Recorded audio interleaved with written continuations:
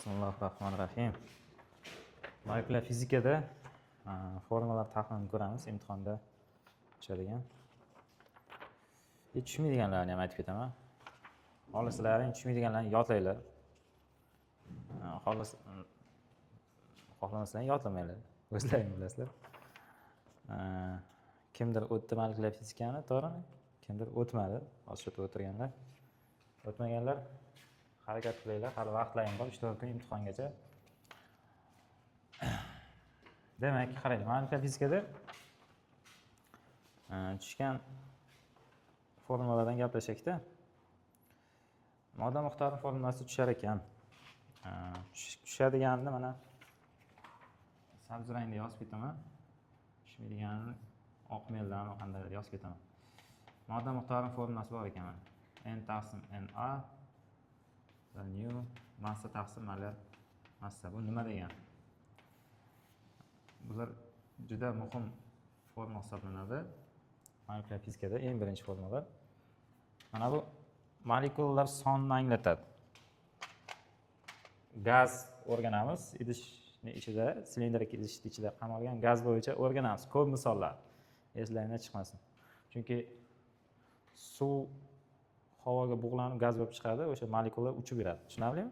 Yoki haqiqiy gaz molekulalar, kislorod, vodorod deganday. Demak, molekulalar soni n ta juda ko'p bo'ladi mana shu idishning ichida. Katta N harfi molekulalar sonini bildiradi. Na nima bu? Na Avogadro soni mana bu yoqda berilgan oxirida. Orqa tomonda formulani. Bu yoqdan ham berib qo'yadi. Avogadro doimiysi deyiladi. 6 ko'paygan 10 darajasi 23 mol minus 1 bo'ladi. Mol darajasi minus 1. Bu nimani anglatadi? 12 gram uglerod atomi bor. 12 gram uglerod atomidagi o'sha atomlar sonida 12 gram uglerodning atomlar soniga Avogadro doimiysi deyiladi. Shu narsani aytib keta olaman, mavzuni to'liq yoritishga vaqt yo'q hozir. Endi modda miqdorini ikkinchi hisoblash formulasi shu molekulalarning massasi bor. Qo'polroq qilib aytganda, taroziga qo'yib o'lchasa massasini ko'rsatadi. Tushunarlimi? Taroziga qo'yib o'lchamasa, lekin boshqa yo'llar bilan topsa bo'ladi. Massasini molar massasiga bo'lasizlar. Molar massa nima? Mana misol uchun geli gazini ko'ramiz. Tartib raqami necha?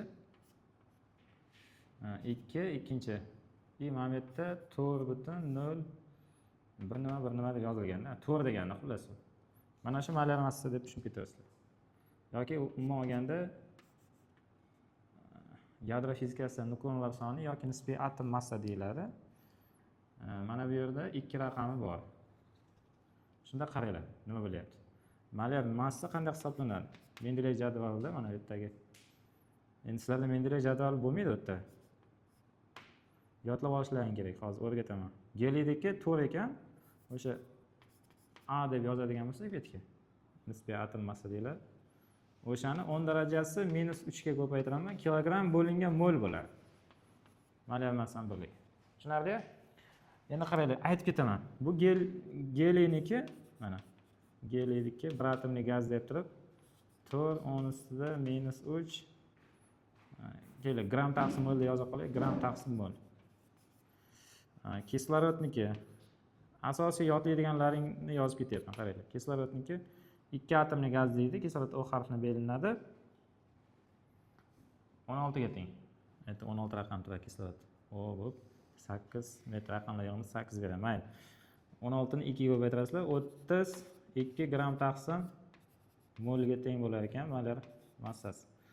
Keyingisi azotniki N2. Undan keyingisi uglerodniki S2. Mana shu uchalasini 2 atomli vodorodniki bir xilda uglerodniki bir atomli ham keladi-da. Uglerodniki 2 atomli kamdan kam keladi aytgancha. Mana shu uchalasini yodlab qo'ysa, vodorodniki, azotniki, kislorodniki. Azotniki 14, 14 ni 2 ga ko'paytirsa 28 bo'ladi. Agar maktabda o'sha vodorodniki 1, 1 ko'paygan 2 2. Maktabda kimyo darsida yodlagan bo'lsalaring, sal tekis narsani fizikada qo'llab ketasizlar. Xo'p. Keyin birato'lasi nazariyani yengil takrorlab ketamiz-da. Qaranglar, konsentratsiya degan formula berilgan ekan. Yaxshi.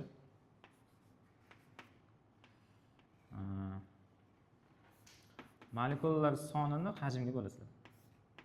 Qamalgan hajmiga. Tushunarlimi? Bitta nechta molekula bor? O'sha qayerda turibdi? V hajmda qamalib turibdi. Idishning hajmi V. Qanday topiladi idish hajmi? Balandligini yuzasiga ko'paytirib topasizlar. Endi shunaqa vaziyatlar kelib qolishi mumkin. Aytib ketyapman-da. Tushunarlimi? Konsentratsiyaning birligi metr darajasi minus kub bo'ladi. Uning birligi yo'q. Metr kub tepaga chiqsa, birligi metr darajasi minus kub bo'ladi. Xullas, bir deyman. Bu ham qandaydir molekulalar soni bo'yicha tushuntiriladigan tushuncha. Faqat hajm ichiga qamalgan molekulalar soni deydi. Tushunarli? Yoki atomlar soni. Bu ketdi.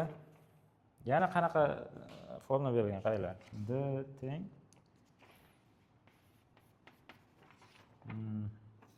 kub ilizosida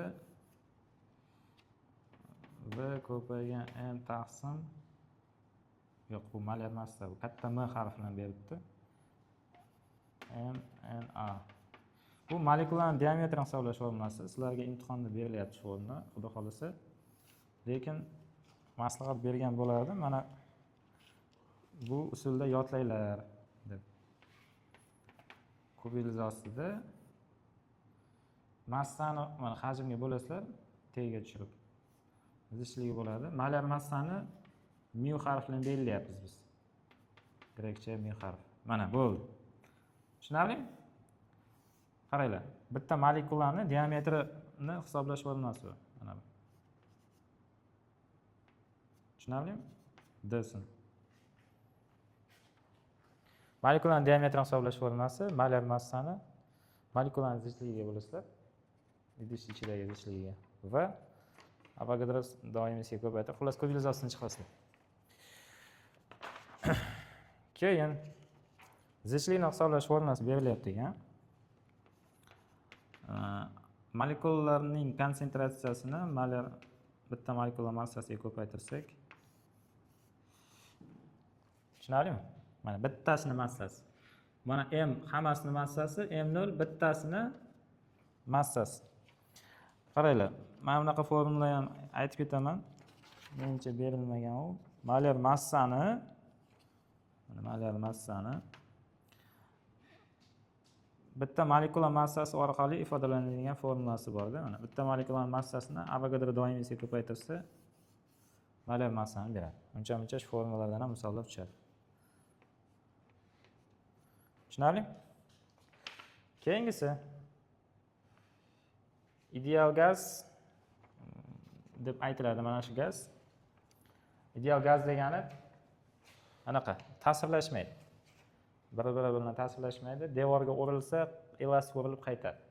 Siyraklashgan gaz degan ta'rifi ham bor. Hop. O'shani bosimni hisoblash formulasi berilyapti ekan. Yozamiz. P teng 2 taqsim 3 n y kinetik 0. Y kinetik o'rtacha kvadratik kinetik energiya deyiladi. O'rtacha belgisi bor ustida shapka. Kinetik energiya bitta molekulaning kinetik energiyasi bu. Bu berilgan. Berilibdi, yaxshi. Aytib ham kelibdi yonida. Bitta molekulaning o'rtacha kinetik energiyasini topish formulasi oddiy mexanikadagi shunaqa. Energiya bor. mv kvadrat taqsim 2. Bu vektor emas bo'ladi. O'rtacha kvadratik tezlik deyiladi. Molekula uchta tomonlama erkin harakat qilishi mumkin degan tushunchani beradi. Tushunarlimi? Xo'p. Uchta o'q yo'nalishida deydi. Keyin mana bunaqa formula ham bor. Molekulalar kinetik energiyasini shu bitta molekulaning kinetik energiyasini hisoblash formulasi. N tasini kerak bo'lsa, n ko'paytiriladi oldiga, n katta bo'ladi. Mana shu formula berilyapti ekan. Tushunarlimi? Keyin o'sha bosimni zichligi orqali ifodalangan formulasi berilyapti. 1/3 rv kvadrat taqsim 2. Va bosimni konsentratsiya bo'lsin doimiysi temperatura. Mana bu K ni hozir yozdim, lekin aytmadim, men bu yerda aytaman. K degani mana bu yerga yozib qo'yaman. Bo'lsin doimiysi deydi. Mana orqada beriladi bu ham. Tushunarlimi? Mana bo'lsin doimiysi K teng 1/100dan 38, 10 ustidan minus 20 3 joule ko'paygan mol ko'paygan kelvin edi. Joule bo'lingan bular. Tushunarli? Orqada beriladi. Hisob kitobda K har doim shunga teng bo'ladi deb o'rniga olib kelib qo'yasizlar. Demak, takrorlayveramiz. Molekulalarni bosimi mana idishning ichida beradigan bosim paskalda o'lchanadi. 2 taqsim o'sha hisoblash formulasi. 2 taqsim 3 ko'paygan konsentratsiya, molekulalar konsentratsiyasini topishni o'rgatdim. Va kinetik energiya. Tushunarlimi? Bittasini kinetik energiyasi bor. Kinetik 0 deb qo'ygan. Kinetik 0 ni hisoblash formulasi m0 bitta molekula ixtiyoriy tomonga v tezlik bilan yurishi mumkin. Tushunarlimi? v0 deb qo'yibdi mana. Bittasini tezligida xullas. Mana ixtiyoriy tomonga v0 tezlik bilan yurishi mumkin. O'sha ixtiyoriy tomoni x, y, z o'qqa yo'nalish bo'yicha yo'nalgan bo'ladi. Mana shu yerdagi 3 raqamlar ham shu narsani anglatadi. Tushunarlimi? Formulada v0 kvadrat bo'lingan 2. O'rtacha kvadrat tezlik degan ixtiyoriy tomonlama ketadigan tezlik degani. Xullas shunaqa tushuncha bilan eslab qolsalaring, eslab qolasizlar. Bosimini o'sha zichligi va tezligi orqali mana shunaqa tezlik, bir xil tezlik ikkalasi ham. Lekin eng katta. O'rtacha kvadrat tezlik formulalari berilganmi? Yo'q, berilmagan. Yozib chiqib, berilgan ekan. Berilgan ekan. Tegida. Yaxshi. Deyarli juda ko'p formula berilgan. Molekular fizikada o'lcha formula ko'p emasda, biz kam. 3 erta taqsim molar massa teng 3 karta taqsim m0. Mana shu ikkalasi berilgan ekan. Buni yoki bunga tengmisizlar. Qaranglar, r degan tushuncha hosil bo'lyapti. Nima u? Bu ham doimiy kattalik. Avogadro doimiysini bo'lsin doimiysiga ko'paytirsa, universal gaz doimiysi chiqadi. Mana shu ikkita raqamni bir-biriga ko'paytirsa 8/100 dan 31 bo'ladi. Tushunarlimi? Birligi, mana buni birligi joule taqsim mol ko'paygan kelvin, buni birligi joule taqsim kelvin. Adashtiribman. Tushunarlimi? Birliklari ham ko'payadi. Mana 1 taqsim molni joule taqsim kelvinga ko'paytirsa ham buni beradi. 6 ni 1.38 ga ko'paytirsan 8.31. 10 darajalar qisqarib ketadi. Xullas tushunarli. Hisob kitobda katta R harfini o'rniga shuni olib qo'yaverasiz 8.31. Keyin bitta narsani fishkani aytib ketaman. 3 ni 8.31 ga ko'paytirsa taxminan 25 bo'ladi. 24.90 nechidir bo'ladi-da? 24 butun. Tushunyapsizlar? Taxminan 25 deb hisob kitob bitasizlar. O'sha mana shu fishkadan foydalaninglar imtihonda. Kalkulyator yo'q chunki sizlarda. Xo'p. Keyin o'rtacha kvadrat tezligini boshqa formulalar. V teng 3p taqsim r 3p taqsim m0n. Bu formulalarni sizlarga yozdiruvdim.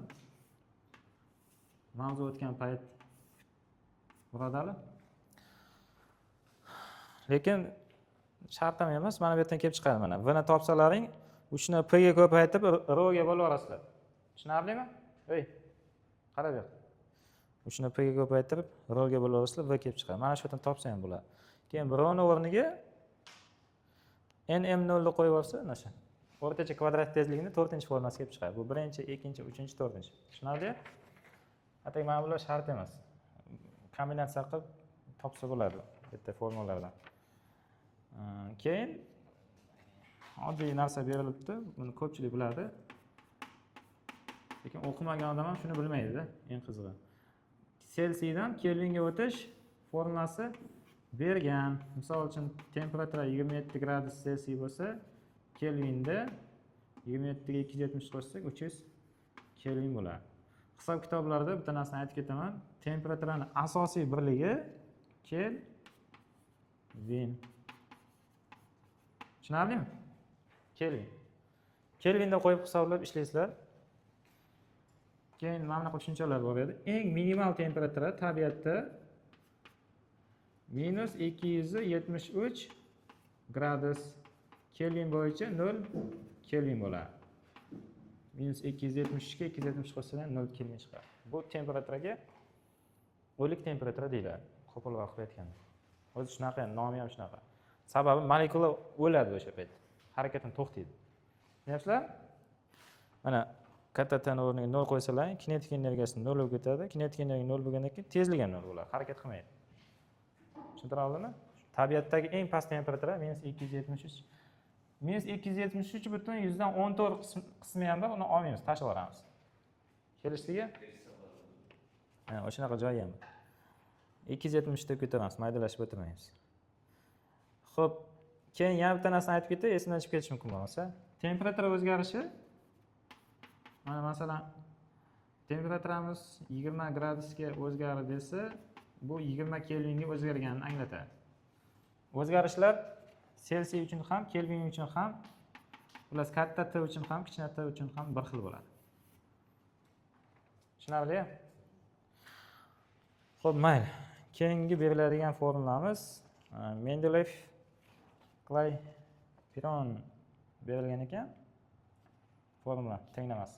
Birinchi Clapeyron tushuntiraman. Bu ham berilgan ekan. PV taqsim T teng konstanta. Juda mashhur formula. Mana bu yerda uni tegini yozaman. Mendeleev Clapeyron tenglamasini. PV teng nu R T.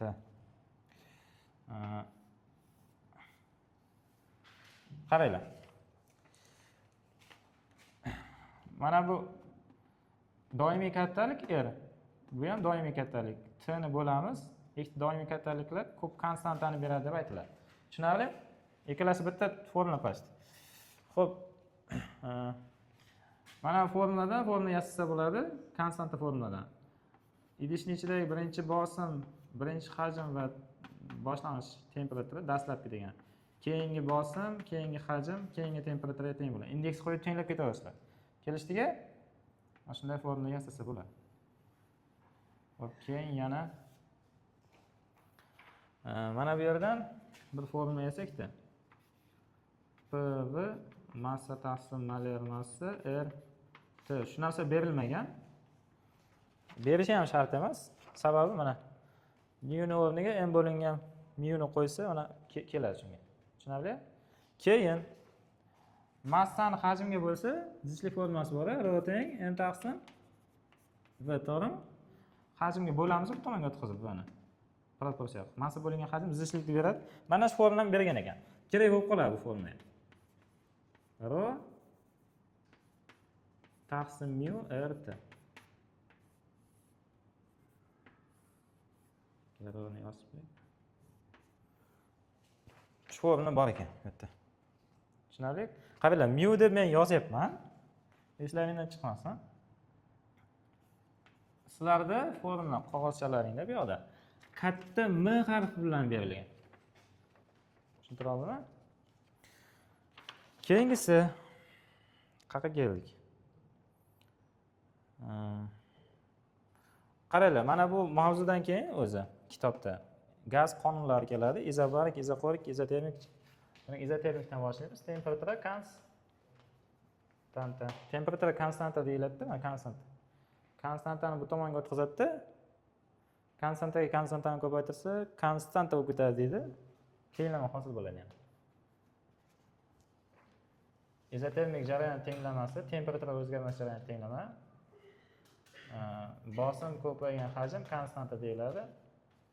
Bu yerdan formula yasasak, bu narsalar berilmagan, ko'kda yozishim kerak edi. Mana F1 V1 teng V2 V2 teng va hokazo davom etaveradi. Lekin asosan birinchi holat, ikkinchi holat bo'yicha misollar yechiladi.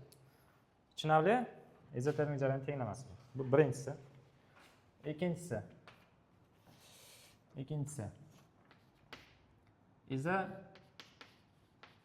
barik jarayon tenglamasi deyiladi. Xo'p, qaranglar. Mana bu izotermik jarayon tenglamasi Boyle-Marriott degan fizik olim o'ylab topgan, ya'ni asos solgan deymiz. Boyle-Marriott qonuni ham deyiladi mana shu formulalar. Buni Gay-Lussac degan o'sha ikkita fizik olim bor. O'sha sharafiga qo'yilgan. Ikkitamida, bittamini to'g'risi o'zim tarixni bilmayman-chi. Gay-Lussac qonuni deyiladi, uni hozir yozamiz. Mana P konstanta bo'la qo'yiladi. P konstanta bo'lib turib, konstanta deymiz, bu tomonga tashib yuboramiz. Shunda izobarik jarayon tenglamasi B taqsim T konstanta. Nega izobarik deyiladi? Bosim o'zgarmaydigan jarayonni o'zi bar degan tushuncha, izobar so'zidagi bar tushuncha bosim degan ma'noni anglatadi qaysi so'zdan. Tushunarli? Shunda V taqsim T teng konstanta, V1 taqsim T1 teng V2 taqsim T2 teng shu holat davom etaverishi mumkin. V3 taqsim T3 teng. Uchinchisi nima? Hajm o'zgarmas jarayon. Uchinchi izo jarayon bu. Bu izoxorik deyiladi. Yana aytdim, buni konstanta deb bu tomonga o'tib bosim bo'lingan temperatura konstanta bo'ladi. Xo'p, shunda yozamiz. Shu yerdan formula yasaladi yana. P1 taqsim T1 teng P2 taqsim T2 teng nima va hokazo. Bu formulaga Sharl-Ohm qonuni ham deyiladi. Tushunarlimi? Ismlari bor-da shunaqa. Har xil odamlar asos solgan bu qonunlar o'rganishda. Mana bu yerda grafiki, izotermik jarayon grafiki qaranglar. Grafiklarni ham yengil kichkina chizib o'rgatib ketaman. Bosimdan hajmga bog'lanish grafigi. Yodlaylar, короче. Ilojlaring yo'q. Qanaqa chizilishini grafiklari. Mana bu izotermik jarayon grafiki deyiladi. Ikkita izotermik chizig'i chizaman. Mana bu yerda T1 konstanta bo'lyapti ekan deyiladi. Bosim tushib ketaveradi, hajm oshib ketaveradi-da. Bu yerda T2 konstanta bo'lar ekan deyman-da. O'sish tartibida bu yerdagi T2 bu yoqdagi T1 dan katta bo'ladi. Keyin yana nima? Izobarik jarayon grafigi qanaqa bo'ladi? Mana bu chiziqlarga izoterma chiziqlar deyiladi. Izobarik jarayonda grafiki qanday chiziladi qaranglar. P konstantami? Demak, hajmni temperaturaga bog'lanish grafiki bo'yicha chiziladi. Koordinata boshidan chiqsa,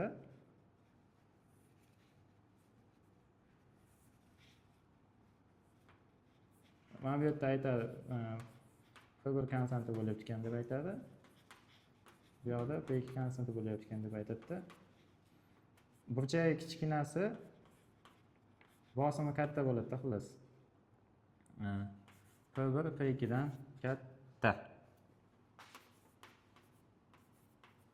Funksiyada o'sha vaqt tepa temperatura bilan hosil qilgan burchagi kichkinasi. Uchinchisi izoxorik jarayon uchun, demak V konstanta bo'lsa, P ni T ga bog'lanish grafiki bo'yicha tushuntiriladi. Qisqachasiga eng asosiy joylarini aytyapman. Bu grafikdan grafikka sakrashlar orqali, bu ham bitta mavzu. Mana bu yerda V1 konstanta deydi. Bu yerda V2 konstanta deydi. Hajm ikkita jism uchun grafik bu. Mana bu grafik bitta idish uchun. Bu grafik boshqa idishdagi boshqa jism uchun deb aytiladi. Shunda burchagi kichkinasi katta bo'ladi. V1 va V2 dan katta. Tushunarlimi mana bu yerda? Mayli, biroz aytib ketdim. Keyin yana nimalar berilmagan? Eng asosiy nima berilibdi? Mana bu issiqlik berilsa deydi gazga. Quv issiqlik berilsa, o'sha quv issiqlik gazning ichki energiyasi ortishiga va termodinamik ishga sarf bo'ladi deb aytadi. Bu termodinamikaning birinchi qonuni. Ana molekulyar fizika tugadi, endi termodinamikaga o'tdik. Xo'p, ichki energiya nima degani? Bu yerda formula berilgan, bu yerda lekin yoqmayapti bergan formulasi. Qaranglar, qanaqa formula berilgan. San neto beribdi-da. Mana bunaqa formula bergan. Ichki energiya o'zgarishi 3/2 deb bergan. Nu r delta t deb yozish kerak edi. Yozmabdi. Teng bo'ladi 3/2 P2 P1. Mana delta t degani T2 minus T1 degan. Mana qaranglar. Ichki energiyaning o'zining formulasi bor. Mana bu yerga yozaman. I/2 nu r delta t. Mana I erkinlik darajasi deyiladi. Bitta atomli gaz uchun 3 ga teng edi, ha? 2 atomli gaz uchun 5 ga teng edi. 3 va undan yuqori atomli gaz uchun, mana bitta gaz molekulasi ichida nechtadir atom bor. Tushunyapsizlarmi? O'shani nazarda tutyapti. 6 ga teng. 3 va undan yuqori atomli gaz uchun deb. Ular shunaqa hisoblanadi. Shu formula berilmagan. I ni o'rniga demak 3 qo'yib ishlanadi har doim. Berilmagan bo'lsa savollarda. Agar 5 qo'yiladigan kelib qolsa, demak peshonalaring sho'rigan. 2 atomli gaz uchun teng misol kelib qolsa. Tushunarlimi? Endi biz mavzu o'rgatgan payt aytib ketamiz baribir. Xo'p, keyingisi. Mana formula qayerdan kelgan? Aytib ketay. Nu r t2 bo'ladi. Qavsda yozib turib ko'paytirib olasizlar. Nu r t2 shunda mana qani qilyapman teng emas. Mendeleyev qilyapman.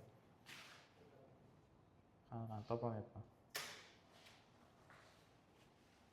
Qayerda yozdimmi?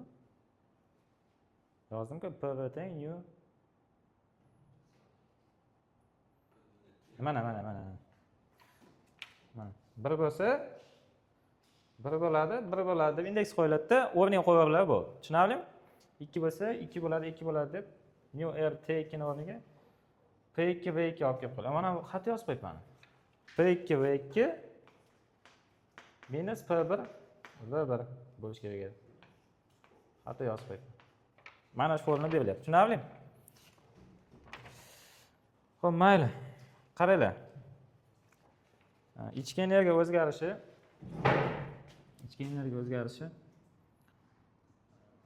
formulalar rosa ko'p. Nu ni o'rniga massa taqsim malyar massa qo'yishlarini xullas yasab ketaverishlar. Lekin sizlarga mana bunaqa ko'rinish berilibdi-da. I siz 3/2 berilgan. Bu yaxshi degan. Tushunarlimi? Endi o'rniga n taqsim n qo'yib qo'yishlari mumkin ekan. Shu. Mayli. Mana bunday qilamiz. Ichki energiya o'zgarishi gaz qonunlari uchun deb turib tushuntirib ketaman.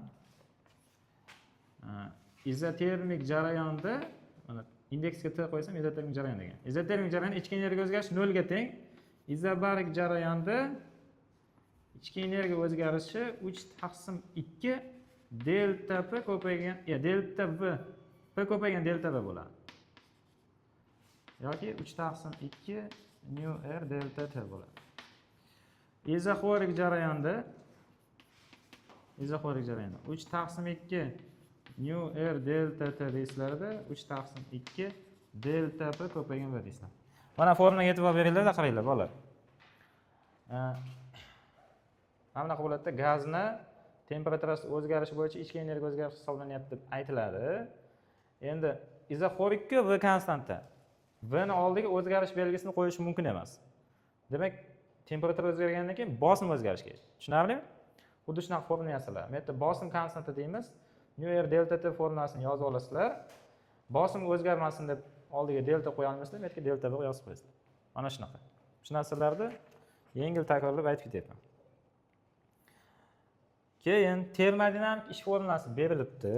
Endi yaxshi, hozir mana bu haqida yana gaplashamiz.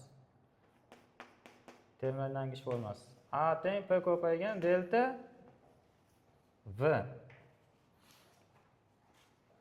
Mana buni tagidan qizdiramiz, temperaturasi oshadi, hajmi oshadi. Tushunarlimi? Bosimi konstant holatda tepaga ko'tariladi. Shunda gaz molekulalari porshunni tepaga urib ish bajaradi, izobarik ish bajaradi deb aytiladi. Tushunarlimi? Bu izobarik ishni formulasi. Izoxorik ishni formulasi 0 ga teng bo'ladi. Sababi o'zgarmas kattalikning o'zgarishi 0 ga teng. Qanday tushuniladi? To'g'rimi? Qarang, bir konstanta bo'lyapti-da, lekin uning o'zgarishi 0 ga teng bo'ladi. To'g'ri tushunchada. Deltani o'rniga 0 qo'ya olasizlar, izoxorik jarayonda ish 0 bo'ladi. Izotermik jarayonda agar misol tushib qolsa, peshandan sho'r ekan, mana uni gapirishga vaqt yo'q. Integral bilan hisoblanadi, mana 0 dan v gacha. To'g'ri tushuntirishga vaqt yo'q-da. Shunday hisoblanadi. Keyin xolos mana shu yerda mana formula kelib chiqadi. Integrallasi nu rt ln v2 bo'lingan v1 degan yoki nu rt ln v1 taqsim p2 degan formula kelib chiqadi. Integral javobi shunga tengda. Ilohim tushmasin. Biroz aytib ketdim. Kelishdiki, izotermik jarayonda termodinamik ish hisoblash formulasi tushmasin. Hech qaysi tushmasin deydi. Bo'pti. Qaranglar, issiqlik miqdori haqida formula bor.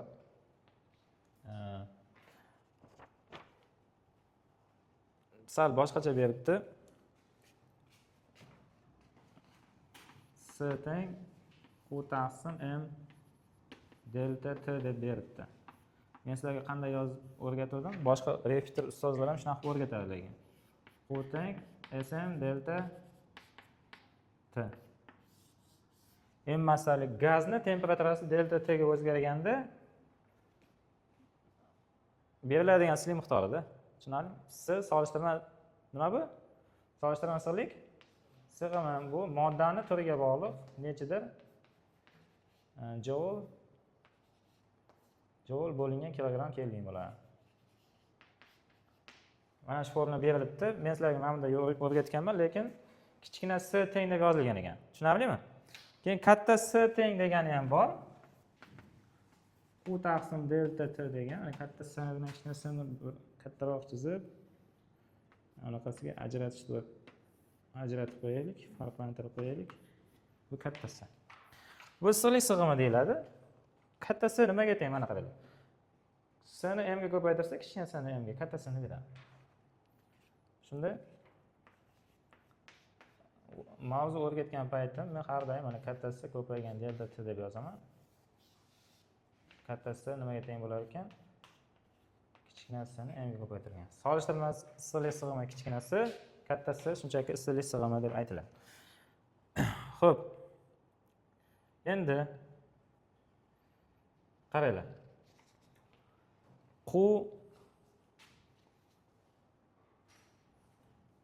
Bu Qp izobarik. Meta yozamiz. Izobarik berilmaganda endi bu. Men sizlarga yozib ketaman. Qp delta U plus A ekan. Delta U teng bo'lar I taqsim 2 nu R delta T. A teng bo'ladi P delta V. P delta V nu R delta T ga almashtirib olsak, P delta V mana bunga. Keyin nu R delta T lar qo'shimcha tashqari chiqib ketsa, I taqsim 2 plus 2 P delta V yoki nu R delta T degan mana bunaqa uzundan uzun formula bor. Isbotlanishiga bitta jihat. Xullas, mana shu yerdagi formulalar yordamida isbotlasa bo'ladi. Keyin issiqlik miqdori, izoxorik issiqlik miqdori, izoxorik jarayonda AB mana qaranglar. Metga Qp Qv delta U metga V indeks qo'ysa, metga V indeks qo'ysa. AB 0 mi? 0 qo'ysak, izoxorik issiqlik miqdori teng bo'ladi izoxorik ichki energiyaga. Izoxorik ichki energiya mana yozilgan. Yozmayman, bu shunday qoladi. Nima bo'pti yozamiz? I taqsim 2 nu R delta T. Tushunarlimi? Yoki delta P bo'ladi. Bitta delta P deb yozdim-ku. Tushunarlimi? Keyin izotermik issiqlik miqdori qoldi. Izotermik issiqlik miqdori mana Aytga izotermik jarayonda ichki energiya o'zgarishi 0 bo'ladi. Bu 0 qilasizlar, bu AT ga teng bo'lib qoladi. AT teng xullas va hokazo integral. Mana AT yozdim. Tushunyapsizlarmi? Umumlashgan qonun deyiladi mana bu. Termodinamika qonuni. Bunaqasi formulalar yasab tashlasa bo'lar ekan. Mayli. Keyin berilgan narsa lambda teng deganda mana lambda teng q taqsim m deb berilgan. Lekin men sizlarga o'rgatganman, mana bunday o'rgatganman. M massali suyuqlikni muzlashdagi yoki eritish qattiq jism deylik, eritishdagi issiqlik miqdorining formulasi deb o'rgatganman. Mana shu formula berilgan, sal boshqacha berilgan. Tushunarlimi? Kristallashdagi ham xuddi shunaqa, ya'ni suyuqlikni kristallash nima degani? Qotirish degani, muzga aylantirish. Lambda kristal m. Mana shu ikkalasi bir-biriga teng bo'ladi. Lambda erish bilan lambda kristallash suv uchun erishdagi va qotishdagi issiqlik sig'imi deyilardi. Joule taqsim kilojoule taqsim kelvinga teng edi. Ko'proq suvni eritish, sovutish haqida misollar bor-da. Xo'p, keyingi berilgani imtihonda R teng debdi.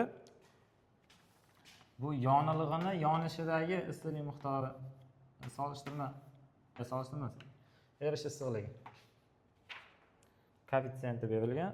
Men sizlarga yozdirganman R ko'paygan m deb. Yonilg'ini mana qaylar. Bu tomon bitta olsalar jadval topasizlar. Yoqilg'ining solishtirma yonish issiqligi deb yozilgan aytdi so'zlar bilan. Mana shu R haqida gap ketyapti. Tushunarlimi? Masalan, benzin bo'lsa, benzin uchun nechagadir teng ekan deb turib, benzinning kilogrammini topasizlar. Benzin yonganda tashqariga qancha issiqlik miqdori chiqarib beradi. Tushunarlimi? Tushuntira oldim? Mana bu ham berilgan. Lambda kristal bilan lambda erish yozilgan. Qani? Solishtirma erish issiqligi muz deb qo'ygan bitta muz haqida gap ketyapti ekan. Bu ham berilgan ekan. Tushunarlimi? Mana benzinni muzlatish yoki kerosinni muzlatish degan yoki moyni muzlatish, hammasi muzlash temperaturasi bor. Tushuntira oldimmi? Boshqacha bo'ladi, 0 gradus emas. Plus jadvalni foydalanishni o'rganinglar. Shu narsa ham berilgan ekan. Sizlarga vazifa mana bu yerda R berilgan ekan, bu yerda lambda berilgan ekan deb yozib qo'yinglar. Hozir yozib qo'ying. Xo'p. Keyingisi bug'lashdagi yoki kondensatsiyalashdagi solishtirma o'sha bug'lanish issiqligi degan. Beribdi, suv uchun beribdi unga faqat. Suvni bug'lash haqida gapirdi. Spirtni bug'lanish yoki boshqa narsa demagan. Men sizlarga qanday yozdirdim? Buni ham lambda qilib urib ketdim, faqat men aytgan bug'lanish koeffitsiyenti ko'paygan. Ular q deb yozib bergan ekan. Hammasini lambda qilib qo'ya qolak deganimda. Hozir o'tgan payt. Mayli. Qaranglar mana suv uchun q bug'lashdagi 2,3 megajoule taqsim kilogramm. O'sha suvni 1 kilogramm suvni bug'lab olish uchun qancha energiya kerak deb aytadi. Mana shuni 2,3 10 darajasi 6 joule taqsim kilogramm bo'ladi. Keyin 1 kilogrammga ko'paytirasizlar massa. Shunda 2,3 mega joule energiya bersak suvga 1 kilogramm suv bug'lanib ketadi deb aytiladi. Tushunarlimi? Shunaqa qilib ishlanadi savollar bor. Oddiy savollar. Agar shunaqa savollar tushsa ham yecha olmaydi agar formulasini bilmagan odam. Tushuntira oldimmi? Shuning uchun shunaqa qilib ishlanar ekan deb turib, sal o'rganib ketinglar. Imtihonga kirishdan oldin. Ana latifa esimga tushdi. Menga latifa degapti u.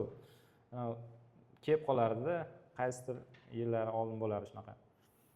Sodda odamlar bir hafta o'qishga qolganda yoki bir oy qolganda keladi. Domla nimani deb o'rgatib yuboring, institutga o'qishga kirishim kerak deb. Matematikadan, fizikadan keladi-da, o'rgating deb. Xuddi bir oyda o'rganib qo'yadiganday. To'g'rimi?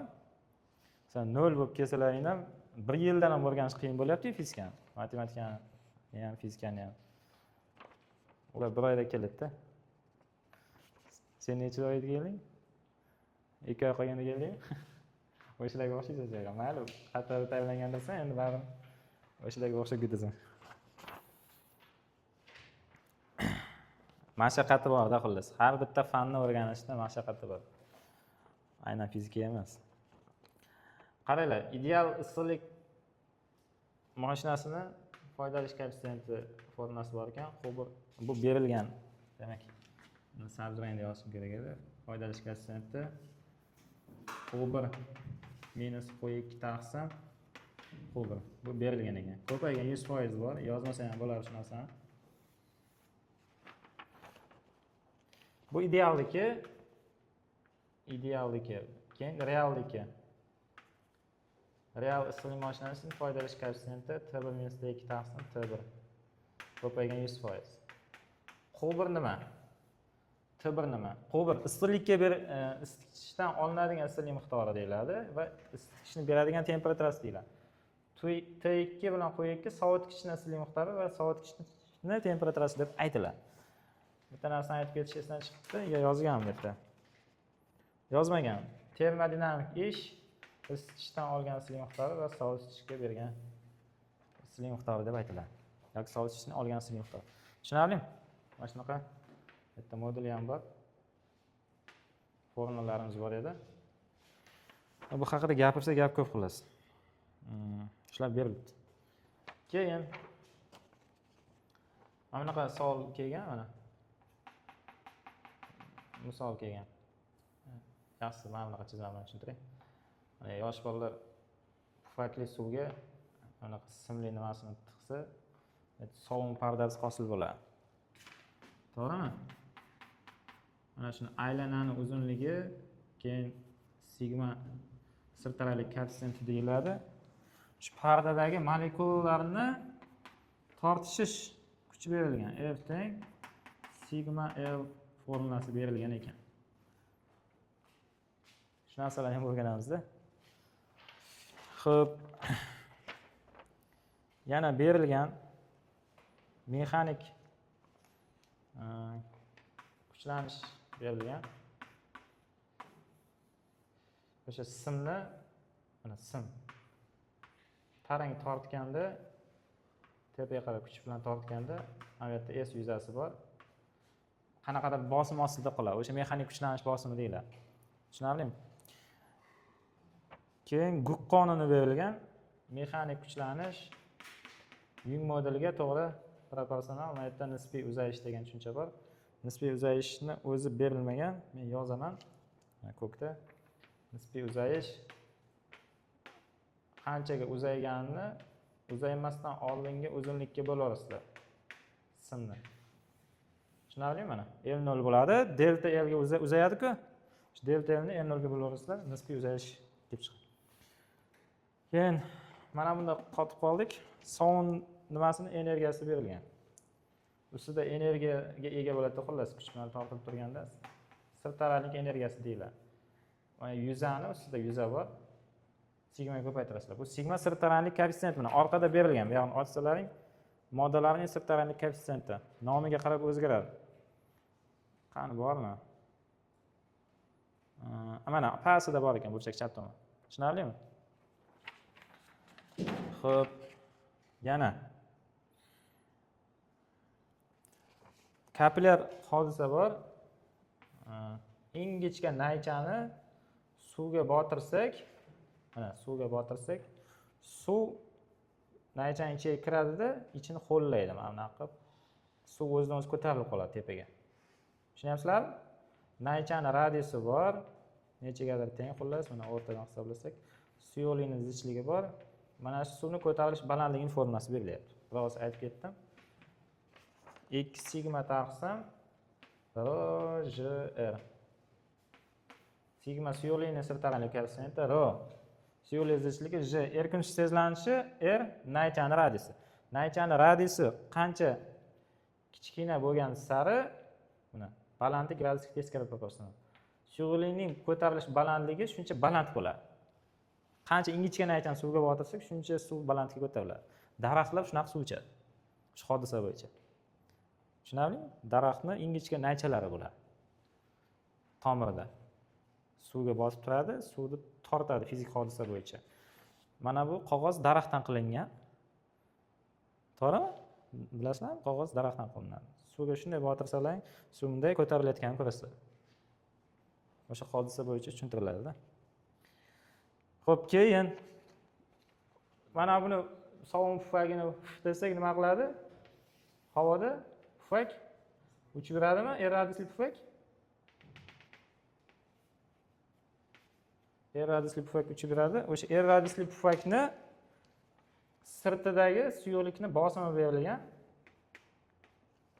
Bosim o'zgarishi desa ham bo'ladi. Tashqarisida bosim bor, ichkarisida bosim bor, o'sha bosim o'zgarishi. Ikkita sigma taqsim R. Sovun pufagining bosimi deyiladi. Sharni bosimi ham desa to'g'ri kelaveradi. Chunki sigmani o'rniga sharni sirtarani koeffitsient ishlatiladi. Xo'p, mayli. Zichlik formulasini oxirida berib qo'yibdi, o'tang m taqsimni mayli qolib ketmasin degan ekan. Uni yozdik naryoqdan shart emas. Keyin mana bu narsa berilibdi. Absolut nisbiy namlik. To'yinmagan suv bug'ini zichligini to'yingan suv bug'i zichligiga nisbati to'yinmagan suv bosimini to'yingan suv bosimiga nisbat. Xullas buni gapirsa ko'p gapirishim kerak tushuntirishim uchun. Mayli, bunday qilamiz. Absolut namlik deyiladi mana bu zichlik. To'yinmagan suv bug'i zichligi. Xonadagi suv molekulalari mana havoda uchib yuradi suv molekulalari. Quruq emas. Tushunyapsizlarmi? Tanalaring terlaydi, terlaganda o'sha tashqariga suv chiqadi, o'sha suv bug'lanib havoga ko'tarilib ketadi. Xullas boshqa joylardan ham suv hosil bo'ladi, xullas. O'shani zichligi haqida gap ketyapti. Xonada massa, suv molekulalari massasi oshib ketaversa, suv to'yinib qoladi, mana bu yerda. Necha gradusda to'yinish deb aytiladi. Xullas gapirsa gap ko'p. Qiziq bo'lsa o'qib o'rganinglar shu joyini. Bo'lmasa duo qilinglar, menga bu savollar tushmasin. Kelishdiki, biladigan savollarni tushsin deb duo qilinglar. Xudo xolasa biladigan savollaring ko'proq tushib, nasib qiladi sizlarga ham bir o'qishga kirish.